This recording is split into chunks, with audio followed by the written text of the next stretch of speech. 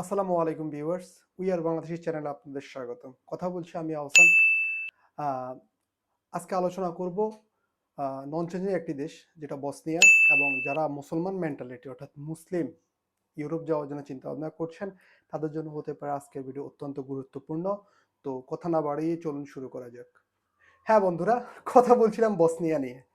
ইউরোপের নন চেঞ্জেন দেশ বসনিয়া, যেই দেশে শুধুমাত্র 50% লোক মুসলমান। আপনি বুঝতে পারছেন, আপনি একজন ইসলামিক মেন্টালিটির মানুষ, আপনি ইউরোপে যেতে চাচ্ছেন, কিন্তু আপনার নামাজ, রোজা, হজ, জাকাত, ফুড সব কিছু একেবারে আপনার ইসলামিক মেন্টালিটিতে হওয়া দরকার। সেজন্য আপনার জন্য হতে পারে বসনিয়া একদম ফার্স্ট টার্গেট।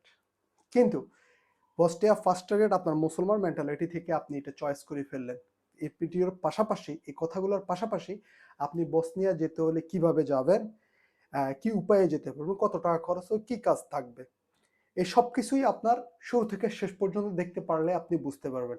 তার আগে বলে রাখি, এই চ্যানেলে নতুন যারা অবশ্যই চ্যানেলটি সাবস্ক্রাইব করে দিবেন। সাবস্ক্রাইব করার অনুরোধ রইল।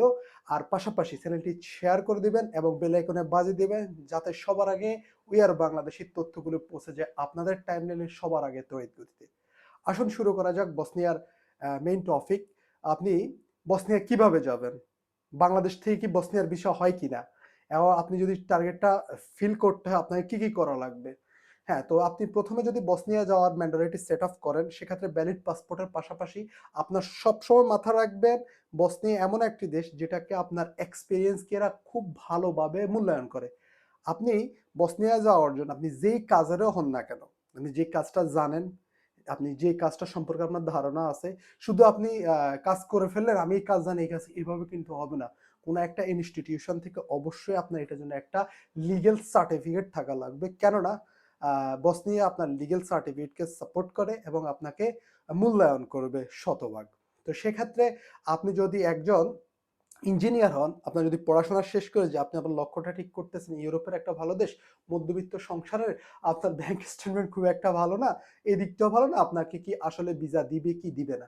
তো সেক্ষেত্রে আপনি বসনিয়া যদি চয়েস করেন, আপনার সার্টিফিকেট আছে, এক্সপিরিয়েন্স আছে, কাজের ক্ষমতা আছে, দক্ষতা আছে, সব মিলে আপনি বসনিয়াকে চয়েস করতে পারবেন, বসনিয়া যেতে পারবেন। এবং আপনার মেন্টালিটি ইসলামিক মেন্টালিটি, আপনি গলিতে গলিতে বড় ষাট গম্বুজ মসজিদ যেভাবে দেখছেন, ঠিক সেম ভাবে আপনি গম্বুজওয়ালা মসজিদ পাবেন, ওয়াক্তে নামাজ পড়তে পারবেন। তারা সম্পূর্ণ সুযোগ সুবিধা দিয়ে থাকে, কেননা অটোমান প্যালেস তুর্কিরা এরা এক সময় শাসন করছে, ওই জন্য ওই সিচুয়েশনটা আমার।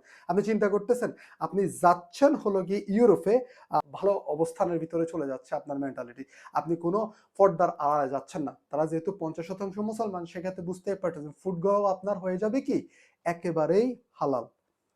তার পাশাপাশি বলে রাখি, আপনি বসনিয়া কিভাবে যাবেন। তো সেক্ষেত্রে যেহেতু আপনার এক্সপিরিয়েন্স সার্টিফিকেটটা আপনি রেডি করে ফেলছেন, তাহলে আপনার কত টাকা লাগতে হবে, অবশ্যই টাকার ব্যাপার আছে। যেহেতু উপার্জন করার জন্য যাবেন, উপার্জন করার জন্য প্রথমে অর্থ দিতে হবে বিদেশ যাওয়ার জন্য। সেক্ষেত্রে বাংলাদেশ থেকে বসনিয়া যাওয়ার খরচ হচ্ছে 7 হতে 8 লক্ষ টাকা। আমি আবার বলছি 7 হতে 8 লক্ষ টাকা। অবশ্যই একটা লিগেল এজেন্সির মাধ্যমে যাবেন।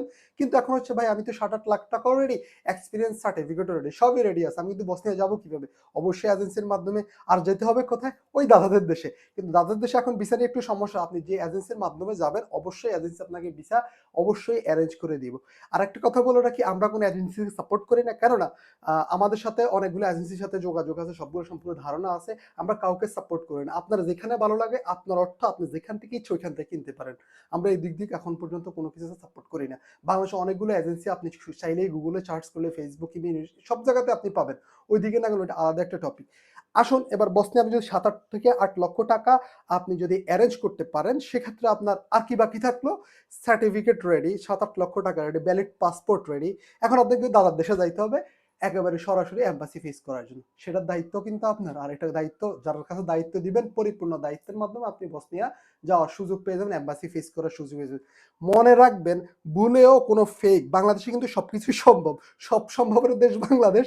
তো সেই ক্ষেত্রে আপনি যদি ভুলেও যদি কোনো ফেক ডকুমেন্ট নিয়ে বসনিয়া এম্বাসিতে যান, এটা কোনোভাবে যদি আপনি এটা রিফিউজ খাওয়া যান, আপনার জন্য কিন্তু একটা বড় চ্যালেঞ্জ হয়ে যাবে একটা সেন্ট্রাল ইন্টারভিউ ঢুকার জন্য।